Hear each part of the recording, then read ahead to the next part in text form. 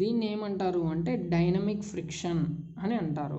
Static friction ఏంటి అంటే, for example నేను బుక్ని పుష్ చేయాలనుకోండి, జస్ట్ ఒక ఫింగర్తో ఇలా అన్నప్పుడు కదలదు. ఎందుకంటే ఇక్కడ సర్ఫేస్ ఆఫ్ ద టేబుల్ ఈ బుక్ పైన ఒక ఫోర్స్తో హోల్డ్ చేసుకొని ఉంటుంది, బుక్ని పట్టుకొని ఉంటుంది.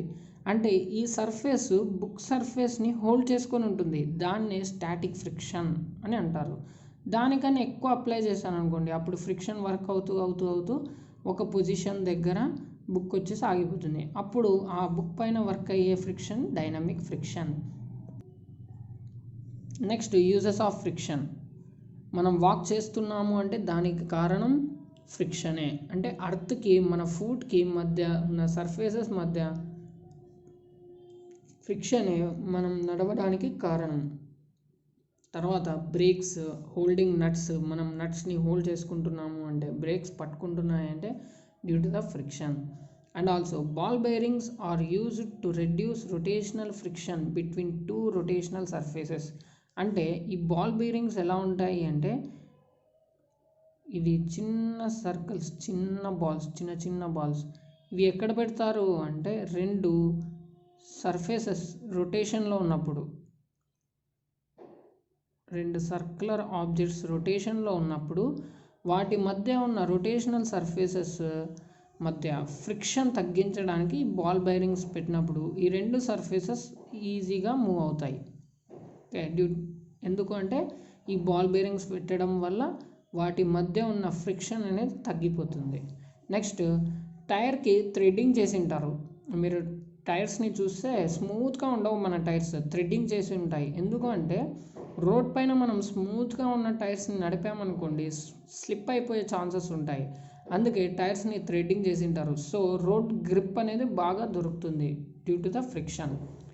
అలాగే టైర్స్ మేడ్ ఆఫ్ సింథటిక్ రబ్బర్తో ఎందుకు తయారు చేస్తారు టైర్స్ అంటే డ్యూ టు ద ఫ్రిక్షన్. ఎందుకు? సింథటిక్ రబ్బర్కి కోఎఫిషియంట్ ఆఫ్ ఫ్రిక్షన్ ఎక్కువ ఉంటుంది. సో అందుకే టైర్ రబ్బర్స్ని సింథటిక్ రబ్బర్తో తయారు చేస్తారు.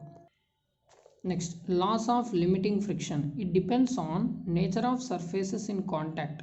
అంటే ఏ సర్ఫేసెస్ కాంటాక్ట్లో ఉన్నాయో దాని యొక్క నేచర్ పైన డిపెండ్ అయి ఉంటుంది limiting friction and their state of polish. For example, మనము ఒక బాల్ని శాండీ సర్ఫేస్ పైన త్రో చేసామనుకోండి, శాండీ సర్ఫేస్ లేదా స్టోనీ సర్ఫేస్ పైన త్రో చేసామనుకోండి, బాల్ని పుష్ చేస్తే అది కొంతవరకు మాత్రమే వెళ్ళగలుగుతుంది.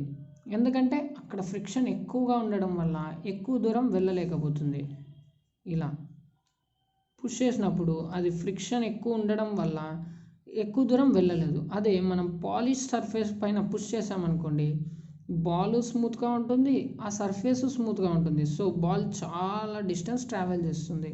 ఎందుకు అంటే అక్కడ ఫ్రిక్షన్ అనేది తక్కువ ఉంటుంది కాబట్టి. And it does not depends upon surface area and contact. అంటే కాంటాక్ట్లో ఉన్న సర్ఫేస్ ఏరియా, ఎంత సర్ఫేస్ ఏరియా కాంటాక్ట్లో ఉంది, ఆ టూ సర్ఫేసెస్ కాంటాక్ట్లో ఉన్నాయి కదా, అవి కాంటాక్ట్లో ఉన్న సర్ఫేస్ ఏరియా ఎంత అనే దాని మీద లిమిటింగ్ ఫ్రిక్షన్ అనేది డిపెండ్ అయి ఉండదు. ఇవి ఫ్రిక్షన్కు సంబంధించిన important information. Oscillations and waves. ఆసిలేషన్స్లో first of all periodic motion అంటే ఏదైనా ఒక మోషన్ కంటిన్యూస్గా రిపీట్ అవుతుంది అనుకోండి, at regular intervals of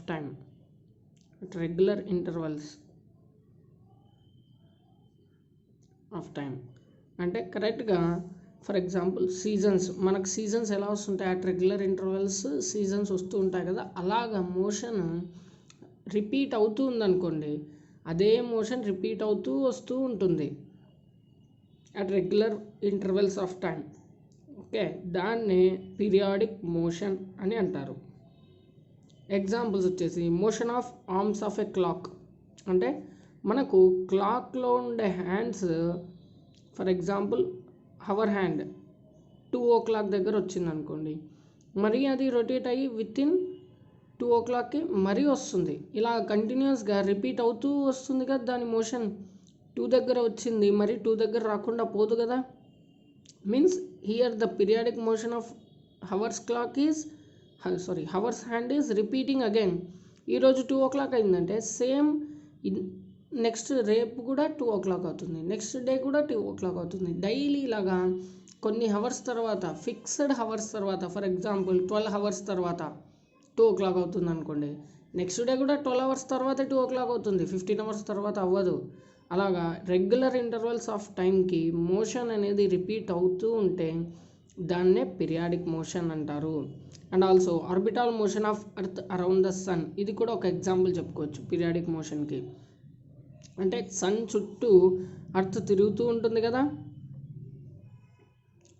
sun చుట్టూ ఎర్త్ తిరుగుతూ ఉన్నప్పుడు ఆ ఎర్త్ మోషన్ కూడా పీరియాడిక్ మోషనే. ఎందుకంటే ఫర్ ఎగ్జాంపుల్ ఏదైనా ఒక పాయింట్ సెలెక్ట్ చేసుకోండి ఎర్త్ ఆర్బిటాల్లో, ఈ పాయింట్ నేను సెలెక్ట్ చేసుకున్నాను.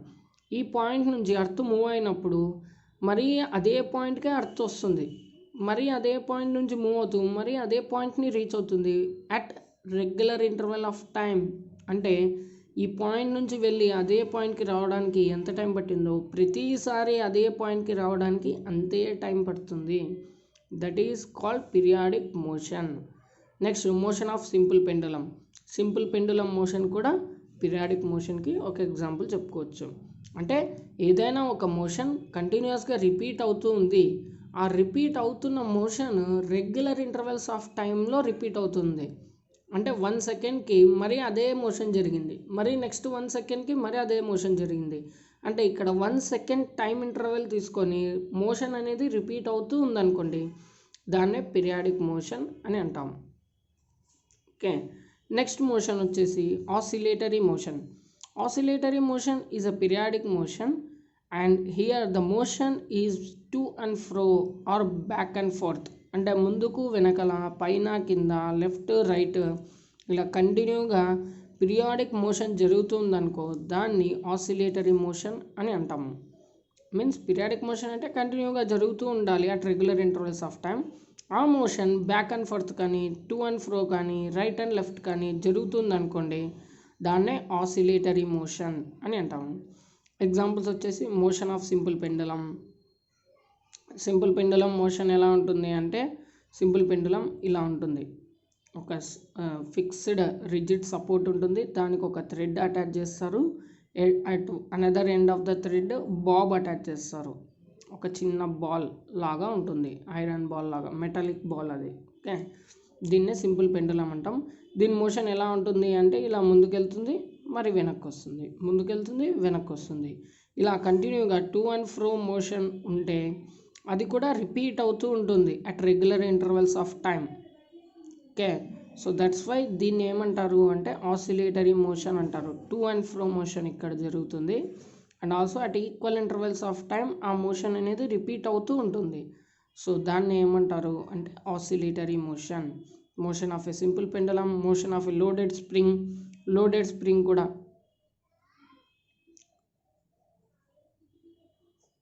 దీన్ని మనం ఇలా పుష్ చేసి వదిలేసామనుకో కంటిన్యూగా up and down, up and down, up and down move అవుతూ ఉంటుంది. అలాగే వింగ్స్ ఆఫ్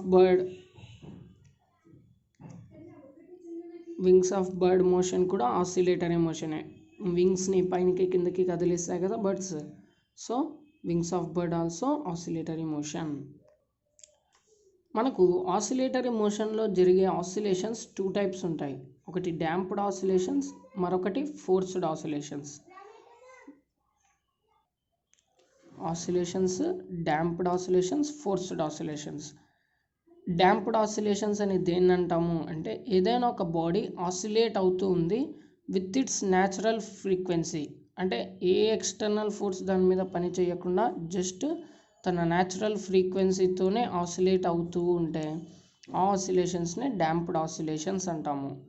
అదర్వైజ్ ఒకవేళ ఏదైనా ఒక ఎక్స్టర్నల్ ఫోర్స్ అప్లై చేస్తూ అప్పుడు ఆసిలేషన్స్ జరిగాయి అనుకోండి, other than it's natural frequency, దాని న్యాచురల్ ఫ్రీక్వెన్సీతో ఆసిలేట్ కాకుండా ఒక ఎక్స్టర్నల్ ఫోర్స్ వల్ల ఆ బాడీ ఆసిలేట్ అవుతూ ఉంటే దాంట్లో వచ్చిన ఆసిలేషన్స్ ఫోర్స్డ్ ఆసిలేషన్స్.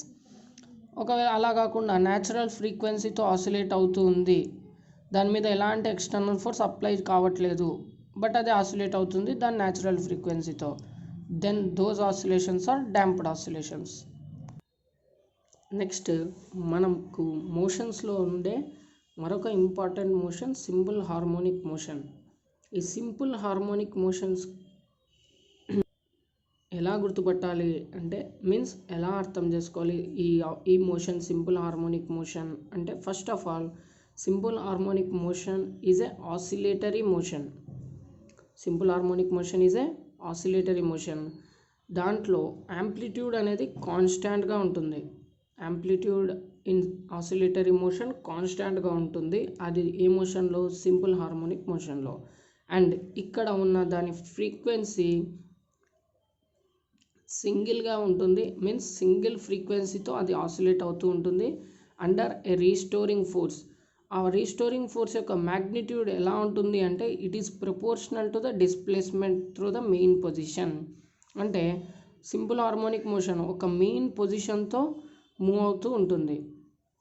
ఓకే, దాని యొక్క రీస్టోరింగ్ ఫోర్స్ ఎలా ఉంటుంది అంటే restoring force is proportional to the displacement through it's main position. ఈ డిస్ప్లేస్మెంట్ ఎంత ఉంటుందో ఆ డిస్ప్లేస్మెంట్ మీద ఈ రీస్టోరింగ్ ఫోర్స్ అనేది డిపెండ్ అయి ఉంటుంది. ఇప్పుడు డిస్ప్లేస్మెంట్ ఎక్కువ ఉందనుకోండి, రీస్టోరింగ్ ఫోర్స్ ఎక్కువ ఉంటుంది. డిస్ప్లేస్మెంట్ తక్కువ ఉంటే automatically the restoring force in the motion is more. తక్కువ ఉంటే ఇది కూడా తక్కువ ఉంటుంది. డిస్ప్లేస్మెంట్ ఎక్కువ ఉంటే రీస్టోరింగ్ ఫోర్స్ కూడా ఎక్కువ ఉంటుంది. అండ్ సింపుల్ హార్మోనిక్ మోషన్లో మెయిన్ థింగ్ వచ్చేసి ఇక్కడ యాంప్లిట్యూడ్ కాన్స్టాంట్ ఉంటుంది and restoring force is proportional to the displacement through the main position. Next what are the characteristics విషయానికి వస్తే, ఇక్కడ సింపుల్ హార్మోనిక్ మోషన్లో ఉన్న ఆబ్జెక్ట్ పైన ఎలాంటి ఫోర్స్ అనేది అప్లై అవ్వదు.